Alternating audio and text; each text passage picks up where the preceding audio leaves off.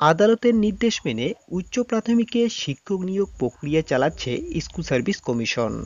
আজ থেকেই শুরু হয়েছে স্কুল বাছাইয়ের জন্য কাউন্সেলিং প্রক্রিয়া। কিন্তু কাউন্সেলিংয়ের প্রথম দিনেই বহু প্রার্থী অনুপস্থিত। আর এর জেরে সুযোগ বাড়তে চলছে ওয়েটিং চাকরি প্রার্থীদের। হ্যাঁ বন্ধুরা, এবার সুযোগ বাড়তে চলছে ওয়েটিং চাকরি প্রার্থীদের। তো বন্ধুগণ, বিস্তারিতভাবে জানিয়ে দিব এই ভিডিওটিতে। তো অবশ্যই ভিডিওটিতে প্রথম থেকে শেষ পর্যন্ত সঙ্গে থাকবেন এবং চ্যানেলে নতুন হলে অবশ্যই চ্যানেলটিকে সাবস্ক্রাইব করে ভিডিওটিতে একটি লাইক দেবেন। আদালতের নির্দেশ মেনে উচ্চ প্রাথমিকের শিক্ষক নিয়োগ প্রক্রিয়া চালাচ্ছে স্কুল সার্ভিস কমিশন। আজ থেকেই শুরু হলো স্কুল বাছাইয়ের জন্য কাউন্সেলিং প্রক্রিয়া। চাকরি প্রার্থীরা নিজের নিজের পছন্দ মতো স্কুল বেছে নিচ্ছেন। আগেই বিজ্ঞপ্তি প্রকাশ করে স্কুল সার্ভিস কমিশন জানিয়েছিল পুজোর আগেই তারা 2 দফায় উচ্চ প্রাথমিকের কাউন্সেলিং শুরু করবে।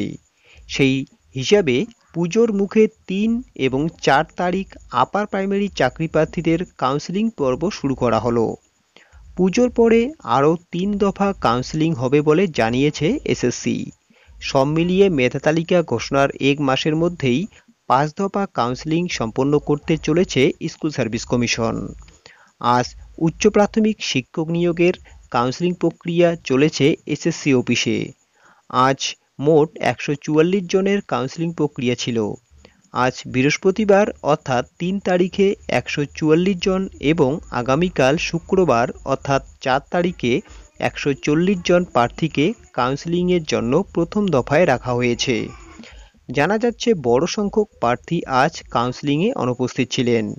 এদিন 144 জন প্রার্থীর মধ্যে 41 জন অনুপস্থিত ছিলেন। এদিন পিওর সায়েন্স, হিন্দি, ইংরেজি, উর্দু, তেলেগু মিডিয়াম কাউন্সেলিং ছিল। হবু শিক্ষকের যে যে স্কুল পছন্দ করেছেন সেগুলো অফিসিয়াল ওয়েবসাইটে জানিয়ে দিল এসএসসি।